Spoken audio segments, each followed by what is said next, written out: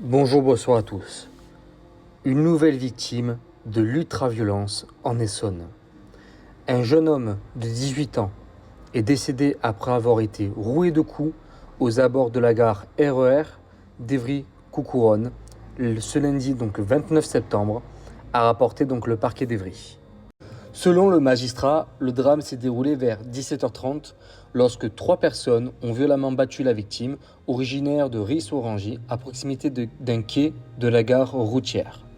Malgré plusieurs tentatives de réanimation des secours, il est décédé 1 heure plus tard, selon la même source. Grégoire Dulin, procureur de la République d'Évry, a précisé qu'une enquête pour homicide volontaire d'association de malfaiteurs et de violence volontaire en réunion ayant entraîné une entité incapacité de travail supérieure à 8 jours a été ouverte. Elle a ensuite été confiée à la direction de la criminalité territoriale de l'Essonne. Par contre, là, en même temps, je lis en même temps que vous.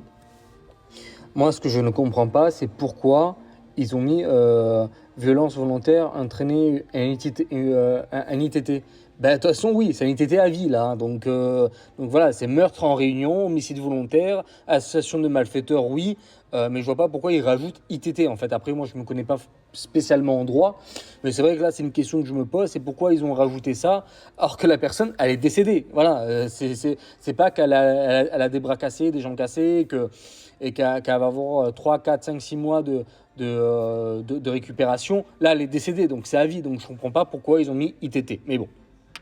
Pour le moment, le motif de l'agression reste inconnu et aucun suspect n'a été interpellé pour le moment.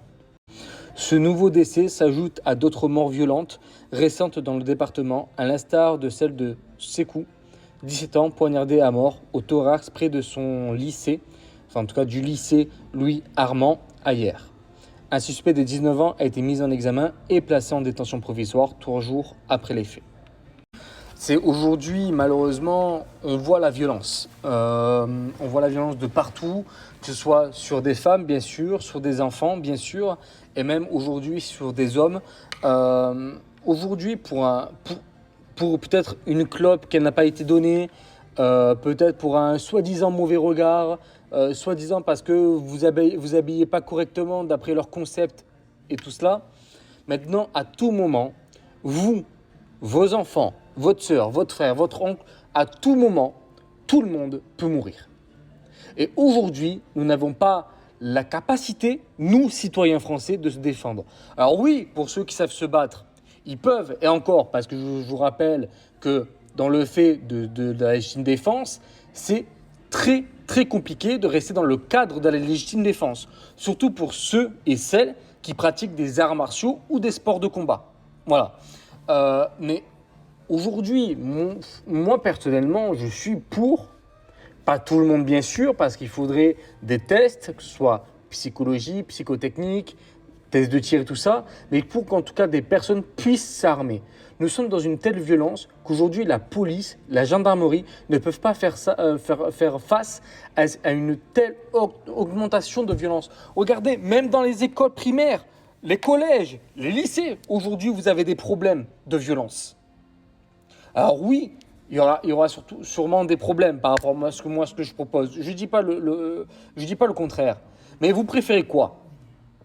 Vous préférez que certains citoyens soient armés et qu'ils puissent se protéger et vous protéger aussi surtout, en sachant que la police n'est pas de partout, ils ne peuvent pas être de partout. Hein. Quand je dis la police, c'est la gendarmerie, tout ça. Ou vous préférez rester comme ça et qu'à ce moment-là, à tout moment, vous ou quelqu'un de votre famille puisse mourir, ou même vos amis puissent mourir. Voilà, ça c'est à réfléchir.